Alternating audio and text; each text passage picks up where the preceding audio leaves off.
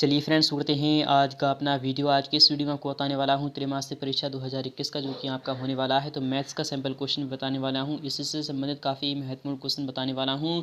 अगर आप class 10th के हैं और दे रहे हैं इस बार तिमाही एग्जाम, तो फ्रेंड्स इस वीडियो को जरूर देख लेना। तो काफ़ी महत्वपूर्ण क्वेश्चन पेपर बताने वाला हूँ, इसलिए बने रहिए हमारे साथ अंत तक। तो यह आपका क्लास 10th का है और सब्जेक्ट यानी कि यह मैथ्स का होगा। तो पूर्णांक यानी कि 80 मार्क्स का आपका यह क्वेश्चन पेपर होने वाला है। तो निर्देश भी पढ़ते रहिए आप यहाँ पर। तो फिलहाल मैं क्वेश्चन की तरफ ले चल रहा हूँ आपको। तो पहला क्वेश्चन आ चुका है, आप सामने है। काफ़ी महत्वपूर्ण क्वेश्चन रखा गया है, तो इससे संबंधित काफ़ी महत्वपूर्ण क्वेश्चन आपके फंस सकते हैं। तो यहाँ पर क्या कह रहा है, यानी कि सही विकल्प आपको चुनकर लिखना होगा। यह क्वेश्चन आपका 5 अंक का होने वाला है, यानी क्वेश्चन 1 जो आपका होगा वह 5 अंक का होगा। तो पहले वाले क्वेश्चन का पहला वाला क्वेश्चन आपके सामने आ चुका है कि 3 के प्रथम 5 गुणजों का योग कितना होता है। तो फिलहाल कि मैं आपको यहाँ पर डायरेक्टली क्वेश्चन का आंसर बता रहा हूँ, फिर इसके बाद मैं आपको सॉल्यूशन करके भी इसको दिखाऊंगा। तो 3 के प्रथम 5 गुणजों का योग कितना होता है, तो वह 75 होता है, यानी कि ऑप्शन नंबर आपका डी वाला यहाँ पर सही हो जाएगा। और यहाँ पर बात करें सेकंड वाले क्वेश्चन की, यहाँ पर क्या कह रहा है कि शून्य के यानी -2 और यानी 5 वाले बहुपदों की संख्या कितनी है, 1 है, 2 है या फिर 3 है या फिर 3 से अधिक है। तो आपका आंसर क्या आ जाएगा यहाँ पर, यानी कि शून्य जो है वह -2 है और 5 है। तो वाले बहुपदों की संख्या कितनी है, यहाँ पर बहुपद आपको बताना है। तो 3 से अधिक इसमें बहुपद हो सकते हैं, यानी कि ऑप्शन नंबर आपका यहाँ पर डी वाला ही सही हो जाएगा। यहाँ पर बात करें क्वेश्चन मेथड की, तो क्वेश्चन मेथड भी काफ़ी ही इंपॉर्टेंट है। यहाँ पर क्या कह रहा है, त्रिभुजों ए बी सी और डी ई एफ में यानी कि एंचो यानी कि जो है यानी कि बी है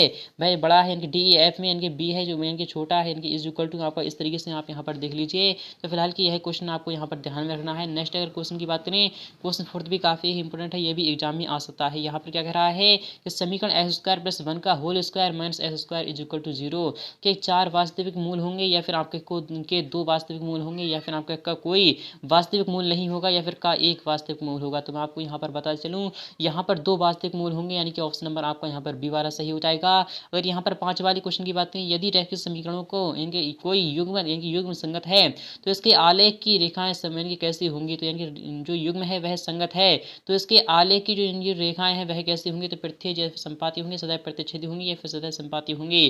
तो इसका भी जवाब आपको कमेंट सेक्शन में लिखना होगा। काफी महत्वपूर्ण यहाँ पर कह रहा है युग्म संगत है, तो संगत में यहाँ पर संपाती आता है, इनके ऑप्शन बी आपका यहाँ पर राइट हो जाएगा। और यहाँ पर बात करें सेकंड वाले क्वेश्चन की, तो सेकंड वाला क्वेश्चन भी काफी इंपॉर्टेंट है, ये भी आपके एग्जाम में पूछा जा सकता है। यहाँ पर कह रहा है रिक्त स्थान आपको भरना है, यानी कि यह क्वेश्चन भी आपका 5 अंक का होने वाला है। तो पहला क्वेश्चन आ चुका है कि √2 क्या है। तो √2 मैं आपको बताते चलूँ, √2 एक अपरिमेय संख्या है। क्या है, तो आपका इरेशनल नंबर यानी कि अपरिमेय संख्या यहाँ पर आ जाएगा। आपका क्या आ जाएगा, तो अपरिमेय आ जाएगा यहाँ पर। और यहाँ पर बात करें नेक्स्ट वाले क्वेश्चन की, किन्हीं दो संख्याओं के लिए एलसीएम गुण यानी कि एलसीएम गुणा एचसीएफ क्या होता है। तो दो संख्याओं का यानी कि दो संख्याओं का गुणनफल इज इक्वल टू आपका एलसीएफ इंटू एल यानी कि एलसीएम इंटू एचसीएफ होता है। तो इस तरीके से आपका क्या आ जाएगा, तो यहाँ पर आपका आ जाएगा खाली स्थान में दो संख्याओं का गुणनफल आ जाएगा, दो संख्याओं का क्या आ जाएगा, तो गुणनफल आ जाएगा। तो इस तरीके से आपका आंसर आ जाएगा।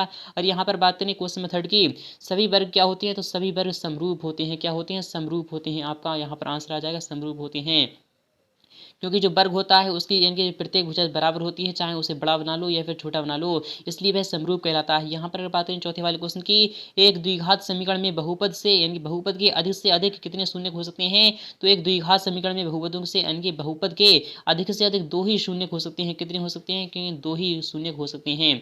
और यहाँ पर बात करें क्वेश्चन 5 की, तो क्वेश्चन 5 भी काफी इंपोर्टेंट है, ये भी एग्जाम में आ सकता है। यहाँ पर क्या कह रहा है, प्रमेय का एक सिद्ध किया हुआ क्या है, तो प्रमेय का जो होती है वह एक सिद्ध किया हुआ कथन यानी क्या होता है, एल्गोरिथम होता है। क्या होता है, एल्गोरिथम। आपका यहाँ पर आंसर आ जाएगा एल्गोरिथम, इस तरीके से आपका आंसर आ जाएगा। यहाँ पर बात करें नेक्स्ट वाले क्वेश्चन की, थर्ड वाला क्वेश्चन क्या कर रहा है आपको यहाँ पर देखना होगा, क्योंकि इससे संबंधित काफी महत्वपूर्ण क्वेश्चन आपके बन सकते हैं एग्जाम में। यहाँ पर कह रहा है आपके सामने स्तंभ आ है और स्तंभ बा है। यहाँ पर कह रहा है यूक्लिड विभाजन क्या होती है, तो यूक्लिड विभाजन जो होती है वह क्या होती है, तो वह यानी कि एल्गोरिथम कहलाती है। यहाँ पर यानी कि प्रमेय का ये सिद्ध किया हुआ क्या है, तो यूक्लिड विभाजन है या फिर एल्गोरिथम है। इस तरीके से आपका आंसर क्या आ जाएगा, एल्गोरिथम होता है। यहाँ पर बात करें मूल बिंदु क्या होता है, तो मूल बिंदु के जो निर्देशांक होते हैं वह 0,0 होते हैं। और यहाँ पर बात करें इनके अल्फा प्लस बीटा क्या होता है, तो शून्यों का योग क्या होता है, तो यहाँ पर इनके शून्य दिखा रहा है। तो यानी कि जो अल्फा प्लस बीटा है, तो आपको यहाँ पर शून्य में ध्यान रखना है कि शून्य क्या होता है, तो दो शून्यों का योग जो होता है वह -b/a होता है। यानी क्या होता है, तो -b/a होता है।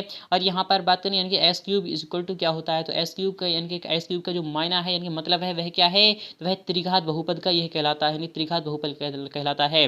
और यहाँ पर पांचवें क्वेश्चन की बात करें, C is equal to D Q plus R क्या कहलाती है, तो C is equal to D Q plus R जो होती है आपकी वह क्या कहलाती है, तो वह 0 से यानी कि डी तक होती है। तो इस तरीके से आपका आंसर आ जाएगा। आई होप आपको समझ में आ रहा होगा। अगर आपको समझ में आ रहा है तो अपने तमाम साथियों के पास शेयर कर दीजिए ताकि वो भी इसका लाभ उठा सकें। और यहाँ पर बात करें चौथे वाले क्वेश्चन की, तो चौथा वाला क्वेश्चन भी काफ़ी इंपॉर्टेंट है, ये भी आपके एग्जाम में आ सकता है क्योंकि काफ़ी महत्वपूर्ण क्वेश्चन रखा गया है। यहाँ पर क्या कह रहा है आपको देखना होगा और समझना होगा। सत्य असत्य बताना है आपको, यानी ट्रू फॉल्स बताना है। तो चौथे वाले क्वेश्चन का वाला क्वेश्चन है कि एक प्राकृतिक संख्या का अभाज्य गुणनखंड उसके गुणनखंडों के क्रम को छोड़ते हुए अद्वितीय होता है, यह सत्य है। एक प्राकृतिक संख्या का अभाज्य गुणनखंड उसके गुणनखंडों के क्रम को छोड़ते हुए अद्वितीय होता है कि यह सत्य है, तो हाँ यह सत्य हो सकता है। यहाँ पर अगर बात करें सेकंड वाले क्वेश्चन की, घात एक के बहुपद को क्या द्विघात बहुपद कहते हैं, तो नहीं। आपका पहला वाला तो सही हो जाएगा बट ये आपका रॉन्ग हो जाएगा क्योंकि घात एक वाले बहुपद को हम रैखिक बहुपद कहते हैं। क्या कहते हैं, तो रैखिक बहुपद कहते हैं। इसलिए आप इसे ध्यान में रखिएगा क्योंकि यह क्वेश्चन आपका यानी कि एग्जाम में पूछा जा सकता है। और यहाँ पर बात करें थर्ड वाले क्वेश्चन की, सभी सर्वांगसम आकृतियां समरूप होती हैं परंतु इसका विलोम सत्य नहीं है। तो सभी सर्वांगसम आकृतियां जो होती हैं वह समरूप होती हैं या फिर परंतु इसका विलोम सत्य नहीं है, तो आपका यह राइट हो जाएगा। इस तरीके से आप यहाँ पर इस तरीके से आपके क्वेश्चन पूछे जाते हैं। और यहाँ पर चौथे वाले क्वेश्चन की बात करें, एक द्विघात समीकरण A x square plus B x plus C equal to 0 में दो भिन्न वास्तविक मूल होते हैं यदि बी स्क्वायर माइनस 4ac यानी कि क्या है, तो वह यानी कि लेस देन है 0 से। तो यहाँ पर कह रहा है दो भिन्न वास्तविक मूल होते हैं, तो क्या यह सत्य है या फिर असत्य है, तो आपको यह बताना होगा। तो हाँ यह सत्य होगा, यानी कि यह सत्य हो जाएगा। यहाँ पर बात करें पांचवें क्वेश्चन की, यानी कि a1/a2 does not is equal to b1/b2 होता है, तो इस स्थिति में आपको रैखिक समीकरण युग्म यानी कि संगत होता है कि यह सत्य है, तो हाँ यानी कि यह क्या हो जाएगा आपका, यानी संगत नहीं होगा, यानी कि एकमात्र एक हल होता है, इसलिए आपको यह रॉन्ग हो जाएगा। अगर यहाँ पर बात करें नेक्स्ट वाले क्वेश्चन की, पांचवा क्वेश्चन भी काफी महत्वपूर्ण, ये भी एग्जाम में पूछा जा सकता है। यहाँ पर कह रहा है निम्नलिखित प्रश्नों के उत्तर एक शब्द या फिर एक वाक्य में आपको लिखना होगा। यह क्वेश्चन भी आपका 5 अंक का होने वाला है।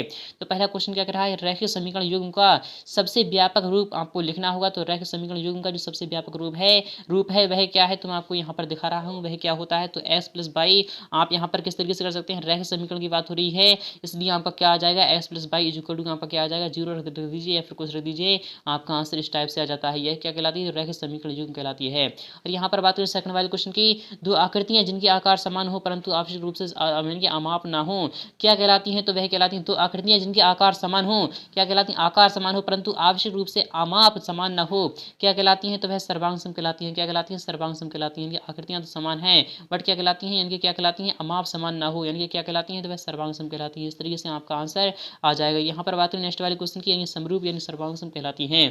थर्ड वाली अगर बात करें, यदि द्विघात समीकरण x square plus B x plus C के शून्यक अल्फा और बीटा हैं तो शून्यकों का योग व गुणनफल क्या होगा। तो शून्यकों का जो योग होता है वह आपका क्या होता है, तो माइनस बी अपॉन ए होता है और गुणनफल क्या होता है, तो सी अपॉन ए हो जाता है। इस तरीके से आपका आंसर लिखना होगा। यहाँ पर बात करें क्वेश्चन नंबर 4 की कि पाइथागोरस प्रमेय का आपको कथन लिखना होगा। तो पाइथागोरस प्रमेय का जो कथन है वह क्या है, तो वह मैं आपको यहाँ पर बताते चलूँ। यहाँ पर क्या होता है, तो जो इनके एक ट्राइंगल के माध्यम से आप समझ सकते हो। यहाँ पर ABC एक ट्राइंगल है, तो यहाँ पर जो कर्ण होता है, कर्ण का स्क्वायर जो होता है, तो कर्ण के स्क्वायर के बराबर क्या होता है, आधार स्क्वायर प्लस लंब स्क्वायर होता है। इस तरीके से पाइथागोरस प्रमेय का आपको कथन लिख देना है, तो आपका आंसर इस टाइप से हो जाएगा। यहाँ पर बात करें पांचवें क्वेश्चन की, समरूप आकृतियों के दो भिन्न भिन्न उदाहरण भी आपको देना होंगे। तो समरूप आकृतियाँ कौन कौन सी हैं, जैसे कि मान लो एक यह एक वर्ग यानी कि एक वर्ग है और यहाँ पर क्या मान ले रहे हैं, इनके एक क्या है, यह है आपका सम यानी समबाहु त्रिभुज है। इस तरीके से आपके समरूप आकृतियाँ होती हैं। यहाँ पर बात करें छठे वाले क्वेश्चन की, जांच करना है आपको 2s-1 आपका into s-3 is equal to आपका s+5 और s-1 द्विघात समीकरण है, तो आपको इसकी जांच करना है। तो फिलहाल कि मैं आपको दिखा रहा हूँ, यहाँ पर क्या आ जाएगा आपका निकलकर 2s² आ जाएगा और यहाँ पर आपका कितना आ जाएगा, तो 6s आ जाएगा और यहाँ पर आएगा आपका -1 और +3 आ जाएगा और इज इक्वल टू आपका कितना है, तो s² आ जाएगा यहाँ पर आपका, और स्क्वायर के बाद आपका यहाँ पर क्या प्लस का यानी -1 आ जाएगा, फिर उसके बाद आपका 5 प्लस का 5x आ जाएगा, उसके बाद -5 आ जाएगा। तो इज इक्वल टू आपका क्या निकल कर आता है, यहाँ पर कह रहा है 2s², यहाँ पर 2s² आ चुका है आपका, यहाँ पर कितना है, तो यहाँ पर -x है, यहाँ पर कितना है, यहाँ पर मैं आपको दिखा रहा हूँ 2x है यानी कि प्लस का, और यहाँ में 2 3 6 क्या है, 2 3 6x है, यहाँ पर आपका यानी कि -x है, तो आपको यहाँ पर क्या आ जाएगा, तो आपका प्लस का 5x आ जाएगा। इस तरीके से आप यहाँ पर कर दीजिए, आपका आंसर निकल कर आ जाएगा। यहाँ पर द्विघात समीकरण आपको सिद्ध करना है, केवल आपको प्रूफ करना है। अगर घात 2 आ रही है तो हाँ द्विघात समीकरण होगी, तो फिलहाल की यह द्विघात समीकरण हो जाएगी। आधारभूत यानी कि अनुपातिका परिमेय का आपको परिमेय का कथन भी लिखना होगा, यह भी काफ़ी महत्वपूर्ण है। क्वेश्चन नंबर 7 की बात करें, समरूप त्रिभुजों के आपको गुण लिखना होंगे। समरूप त्रिभुज किस प्रकार के होते हैं आपको उसके गुण लिखना होंगे। अथवा की बात करें, किसी समांतर श्रेणी के प्रथम n पदों का योगफल कितना होता है, तो प्रथम n पदों का जो योगफल होता है वह क्या होता है, तो मैं आपको यहाँ पर बता चलूँ, यानी कि n/2 क्या होता है, n/2 प्लस यानी कि n+1 इंटू यानी कि क्या होता है, इस तरीके से आपका आंसर आ जाएगा इंटू डी। इस तरीके से आपका आंसर आ चुका है। नेक्स्ट की बात करें, नेक्स्ट वाले क्वेश्चन क्या कह रहा है, क्वेश्चन 8 भी काफ़ी महत्वपूर्ण है। ये भी आपके एग्जाम में पूछा जा सकता है। यहाँ पर कह रहा है 140 को अभाज्य गुणनखंड के गुणनफल के रूप में आपको व्यक्त करना है, कि अभाज्य गुणनखंड के यानी गुणनखंड के रूप में आपको किस तरीके से व्यक्त कर सकते हैं। तो 140 को क्या करना है, आपको डिवाइड कर देना है, यानी कि 2 से पहले तो कर दीजिए आप, यहाँ पर 2 से तो 70 बार जाएगा, यहाँ पर अगर 2 से करेंगे तो आपका 35 बार चला जाएगा, और यहाँ पर आपका 5 7 बार, इस तरीके से आपका आंसर आ जाएगा। तो अभाज्य गुणनखंड क्या हो जाएगा, 2 की पावर 2 हो जाएगा, इंटू में आपके 5 हो जाएगा, इंटू 7 हो जाएगा, इस तरीके से आपका आंसर आ जाएगा, यानी 2 की पावर 2 इंटू 5 इंटू 7 आपका आंसर आपके सामने आ चुका है। और यहाँ पर बात करें क्वेश्चन नंबर 9 की, क्वेश्चन नंबर 9 भी काफ़ी महत्वपूर्ण है। यहाँ पर कह रहा है एक द्विघात बहुपद आपको ज्ञात करना है, जिसके शून्यकों का योगफल व गुणनफल आपके सामने क्रमशः दिया रहा है, तो इसको भी आपको सॉल्यूशन लिखना है। यह भी काफी महत्वपूर्ण क्वेश्चन रखा गया है। और यहाँ पर बात नहीं अथवा वाले क्वेश्चन की, यहाँ पर क्या कह रहा है, प्रत्येक के लिए एक एक उदाहरण भी आपको देखना होगा कि रेखीय बहुपद क्या होता है, रेखीय बहुपद क्या होता है, और शून्य बहुपद क्या होता है, द्विघात बहुपद क्या होता है, अचर बहुपद क्या होता है, आपको सबके उदाहरण देना होंगे। तो रेखीय बहुपद क्या होता है, तो यहाँ पर मैं आपको दिखा रहा हूँ, x+y=0 होता है, यह आपका रेखीय बहुपद कहलाता है। शून्य बहुपद क्या कहलाता है, तो x=0 होता है, वह आपका यानी शून्य बहुपद कहलाता है। द्विघात बहुपद क्या होता है, तो x² + 3 यानी कि द्विघात बहुपद क्या होता है, x² + 3x - 2 = 0। इस तरीके से आपका द्विघात बहुपद हो जाता है। और अचर बहुपद क्या होता है, तो मैं आपको यहाँ पर बता चलूँ, अचर बहुपद क्या होता है, तो वह होता है आपका 3 प्लस यानी कि 3 का पावर यानी कि 2 यानी कि प्लस का आपका यहाँ पर 2 ले लीजिए = 0, यह आपका क्या हो जाएगा, तो यह आपका आ जाएगा अचर बहुपद के रूप में। और यहाँ पर बात 10 वाले क्वेश्चन की, यहाँ पर कह रहा है दी हुई आगे यानी AP के प्रथम 4 पद आपको लिखना है, जबकि प्रथम पद आपके सामने A = आपका 10 है, सारवंतर D है, तो आपको क्या लिखना है, प्रथम 4 पद आपको लिखना होंगे। तो पहला पद आपके सामने आ चुका है, A = आपका क्या है, तो पहला पद तो आपका यही हो चुका है। यहाँ पर बात करें अगर दूसरे पद की, तो A + 2D होता है, क्या होता है, A + 2D इस तरीके से आपका आएगा। तो 10 प्लस यानी कि 2D की यानी 2 दही 20 होते हैं, तो इस तरीके से तो दूसरा जो पद आ जाएगा वह 30 आ जाएगा। और तीसरे की अगर बात करें A + 3D होता है, तो वह आपका 50 आ जाएगा, और फिर उसके बाद आपका यहाँ पर 70 आ जाएगा। तो यह 4 पद आपके हो चुके हैं। यहाँ पर बात करें क्वेश्चन 11 की, यहाँ पर अथवा वाला भी देख लेते हैं। फिलहाल के अथवा वालों आपको यहाँ पर छोड़ना होगा, क्योंकि यह आपके कोर्स में नहीं रखा गया है। और यहाँ पर क्वेश्चन 11 की बात करें, द्विघात बहुपद x² + 7x + 10 के शून्यक आपको ज्ञात करना है, और शून्यकों तथा गुणांकों के बीच आपको संबंध सत्यता की आपको जांच भी करना है। यह क्वेश्चन भी आपका 3 अंक का होने वाला है, यह क्वेश्चन भी आपका फंस सकता है। इस तरीके से आपके शून्यक निकालना है। तो फिलहाल क्या मैं आपको यहाँ पर शून्यक निकाल कर दिखा रहा हूँ कि x² लिखना है आपको यहाँ पर, फिर उसके बाद आपको यहाँ किस तरीके से डिवाइड कर देना है। तो 5 + 2 इंटू x प्लस आपका यहाँ पर 10 आ जाएगा, = में आपको 10 0 रख देना है। तो x² आ जाएगा, प्लस का आपका 5x आ जाएगा, प्लस का आपका 2x आ जाएगा, = आपका कितना है, यानी प्लस का 10 है, = आपका 0 चल रहा है। तो x आपका यहाँ पर कॉमन आ जाएगा, तो x + 5 आ जाएगा, फिर उसके बाद आपका यहाँ पर 2 आ रहा है, तो x + 5 आ जाएगा, = में क्या है आपका 0 है। तो आपका यहाँ पर एक समीकरण आपकी x + 5 आ चुकी है, 1 आप समीकरण आ चुकी है। x + 2 तो किस तरीके से निकाल सकते हैं, तो x + 2 = 0 रखते हैं, तो x का मान आपका यहाँ पर 2 आता है। और अगर x + 5 = 0 रखते हैं, तो आपका x का मान यहाँ पर -5 आ जाता है। तो इस तरीके से दोनों शून्य के आपको निकल चुके हैं। तो इसकी संबंधिता की यानी कि संबंध या सत्यता की जांच भी आपको नेक्स्ट पार्ट में मिल जाएगी। अगर अथवाले की बात करें, यहाँ पर कह रहा है परिमेय संख्या यानी कि 13/300 का दशमलव प्रसार क्या होगा, ये प्रसार आपको लिखना है। तो काफ़ी महत्वपूर्ण, ये आपका शांत हो जाएगा या फिर अशांत होगा, आपको बताना है। क्वेश्चन नंबर 12 की अगर बात करें, HCF 306 यानी 306,657 का आपके सामने 9 दिया है, तो LCM आपके सामने 306,657 का आपको निकालना है। तो किस तरीके से निकाल सकते हैं, जैसा कि मैंने शुरू वीडियो में बताया था, दो संख्याओं का इनके दो संख्याओं का गुणनफल = आपका क्या होता है, तो HCF गुणा LCM होता है। तो HCF गुणा LCM यानी कि LCM आपका कितना है, 9 है। और यहाँ पर अगर LCM की बात करें, यानी कि LCM की अगर बात करें, तो आपका इनकी 9 गुणा क्या आ जाएगा, तो 9 गुणा LCM आ जाएगा, = में आपके दो संख्याओं का गुणनफल होता है। तो 306 गुणा 657 आ जाएगा, 306 गुणा 657 आपका इस तरीके से आ जाएगा। और यहाँ पर LCM को इधर रोकते हैं, यानी कि LCM = आपका क्या निकल कर आ रहा है, तो 306 यानी कि 306 आ जाएगा, इंटू में आपका 657 आ जाएगा। फिर उसके बाद आपको कुछ नहीं करना, बटे में आपको 9 ले आना है, तो 9 3 27 होते हैं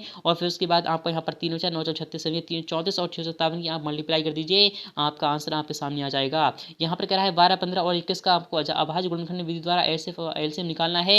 तो 12 का अभाज्य गुणनखंड करते हैं तो आपका क्या निकल कर आता है 2, यानी कि 2 आता है, 2 दूनी 4 3 12 इस तरीके से आ जाता है। यहाँ पर कह रहा है 15, तो आपका 15 किस तरीके से निकल कर आएगा, तो 3 पंजे 15 आता है। यहाँ पर 21 कह रहा है तो इज इक्वल टू यहाँ पर क्या आता है, तो 3 गुणा यानी कि 7 आता है। तो यहाँ पर जो एचसीएफ हो जाएगा आपका वह 3 आ जाएगा, क्योंकि यहाँ पर उभयनिष्ठ यानी कि जो कॉमन है वह 3 है, इसलिए आपका एचसीएफ जो होगा वह कितना होगा, तो यहाँ पर 3 हो जाएगा। और यहाँ पर बात करें एलसीएम की, तो आपका 3 पंजे 15 15 आपका यानी कि आपको क्या लिखना है, तो 15 गुणा 7 गुणा आपका 4 आ जाएगा, तो यह कितना हो जाएगा, तो 7 चौक 28 28 और 15 की गुणा कर दीजिए। 28 और 15 की गुणा करने के बाद आपका आंसर आपके सामने आ जाएगा। यहाँ पर कह रहा है क्वेश्चन 13 में शून्य का आपको निकालना है, ए स्क्वायर माइनस 2x माइनस का 8 है।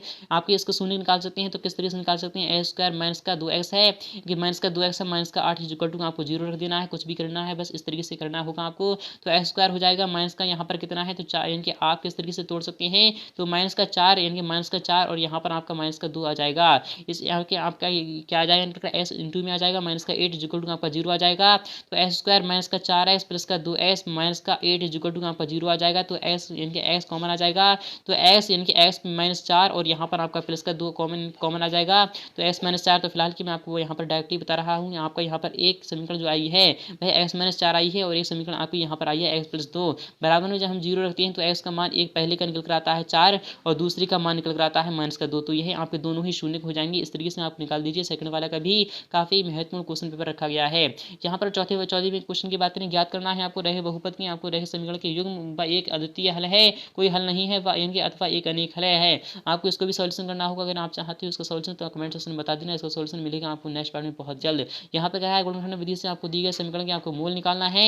यहाँ पर कह रहा है क्वेश्चन 16 में यूक्लिड विभाजन प्रमेय का प्रयोग करके आपको दर्शाना है कि किसी धनात्मक पूर्णांक का वर्ग किसी पूर्णांक m के लिए 3m या फिर 3m+1 के रूप का होता है, आपको दर्शाना होगा। तो काफी महत्वपूर्ण क्वेश्चन पेपर था। तो फ्रेंड्स मिलते हैं नेक्स्ट पार्ट में बहुत